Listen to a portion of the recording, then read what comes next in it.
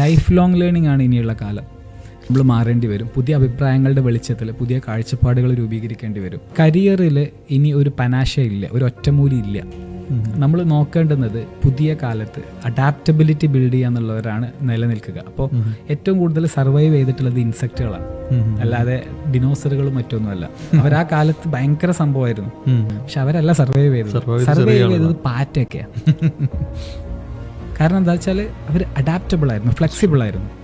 നമ്മൾ ടെക്കിലാണുള്ളത്, പല type headwinds വന്നിട്ടുണ്ട്. We are surviving because we are പാറ്റ. ഒരു കോക്രോച്ച് സ്റ്റാർട്ടപ്പ് എന്നുള്ളൊരു ആശയം തന്നെ ഞാൻ സോഷ്യൽ മീഡിയയിൽ ഈ അടുത്ത് കണ്ടു. അതായത് നമ്മൾ മാറ്റങ്ങൾക്ക് ഹൈലി അഡാപ്റ്റബിൾ ആയിട്ട്, പുതിയ മാറ്റങ്ങൾക്ക് അനുസരിച്ചിട്ട്. കാരണം അഭിപ്രായം ഇരുമ്പോലൊക്കെ അല്ല എന്ന് പറഞ്ഞ പോലെ നമ്മൾ പിടിച്ച മുയലിന് 3 ചെവിയാന്ന് പറഞ്ഞ് ജീവിക്കേണ്ട. നമ്മൾ മാറേണ്ടി വരും. പുതിയ അഭിപ്രായങ്ങളുടെ വെളിച്ചത്തിൽ പുതിയ കാഴ്ചപ്പാടുകൾ രൂപീകരിക്കേണ്ടി വരും. അതിന് തയ്യാറാവുന്ന ഒരു അഡാപ്റ്റബിലിറ്റി നമ്മളെ ഉള്ളിലുണ്ടാവുക.